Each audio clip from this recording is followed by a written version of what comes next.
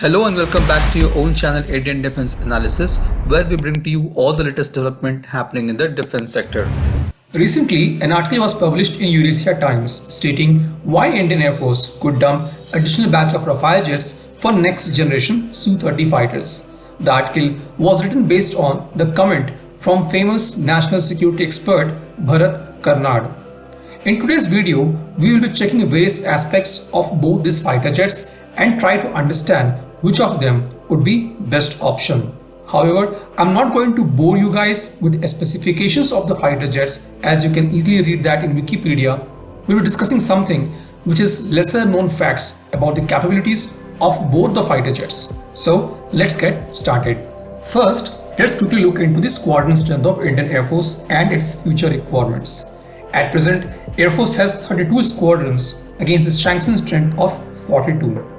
Each squadron consists of 18 aircrafts. In total, Indian Air Force requires 18 into 10, that is 180 aircraft. Indian Air Force is also planned to retire aging MiG-21 in phased manner from 2024.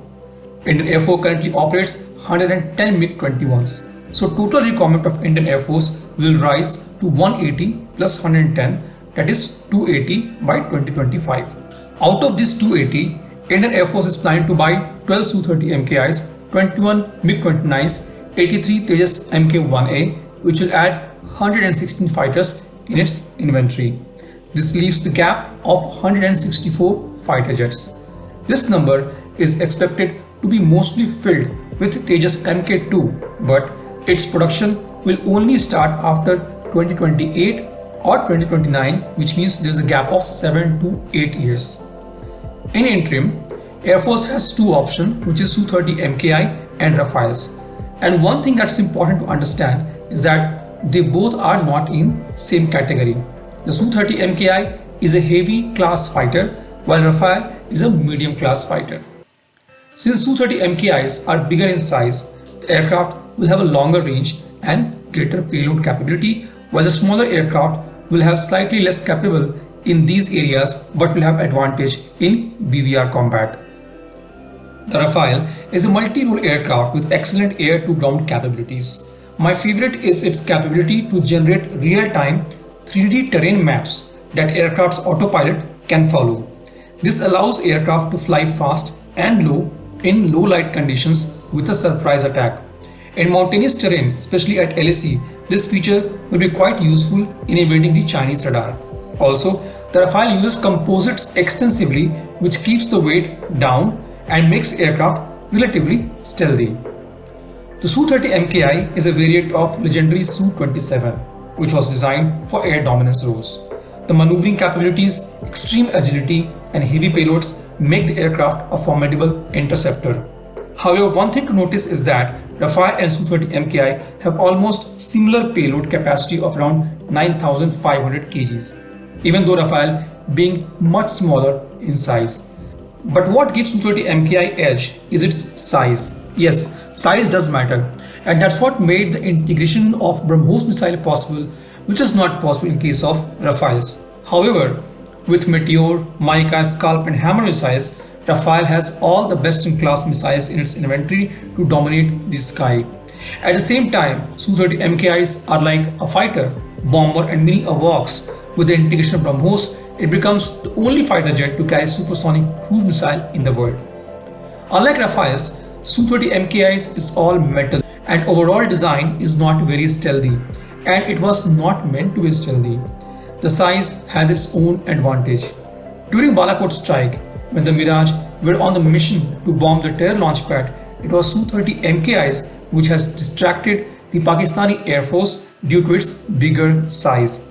And Pakistanis were busy scrambling jets against Su-30 MKIs while Mirage did its magic. And within visual range engagement, Sukhoi is inherently more agile. It's true that Rafale and Typhoon airframe bleed less energy and extreme maneuvers, but this does not mean they are more agile. The Su-30 MKI has faster instantaneous and sustained turn rates and smaller turn radius. A more energy efficient fighter can exploit its advantage by maneuvering in the vertical plane, looping up and down. This is called energy fight.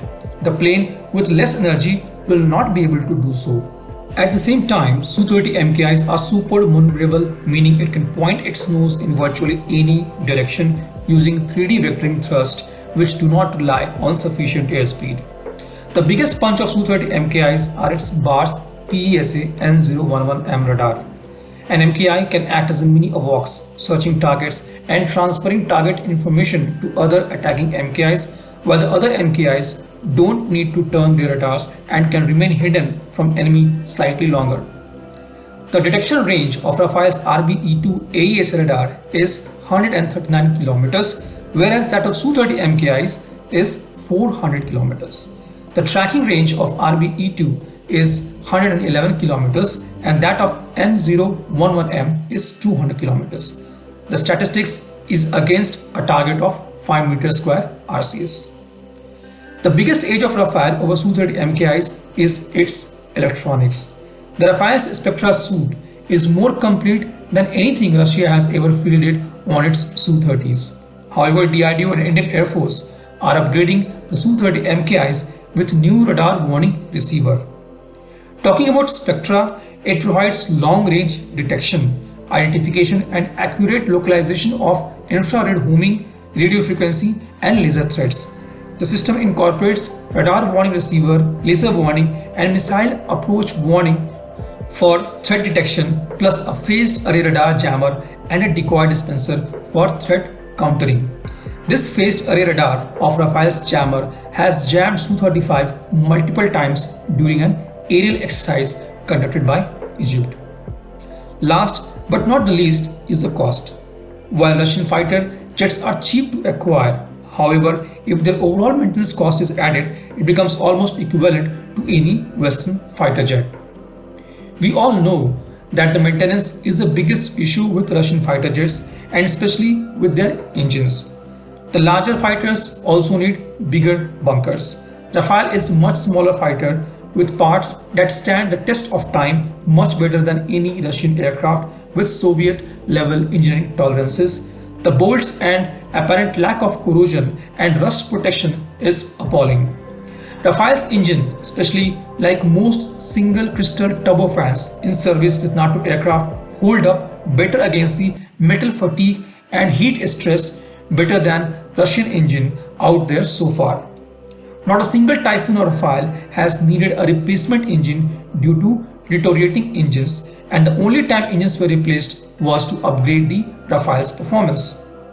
One important factor to be considered is that one squadron of Rafale, that is 18 Rafales, are equivalent to 2.5 squadrons, that is 45 Su-30 MKIs in terms of turnaround and maintenance.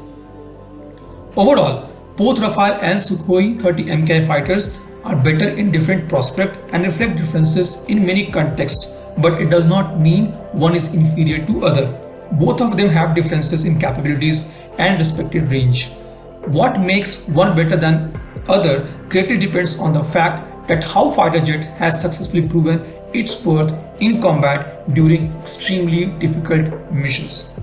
But now the biggest question is how many Su-30 MKIs and Rafales Indian Air Force should order. In my opinion, without much thinking, an follow-on order of 36 Rafales need to be placed by January 2022. However, the ideal order of Rafales would be 72.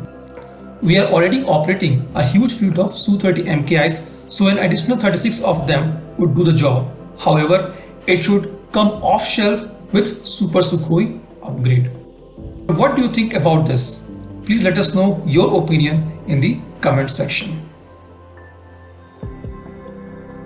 This was today's update. Please let us know what is your views about these in comment section.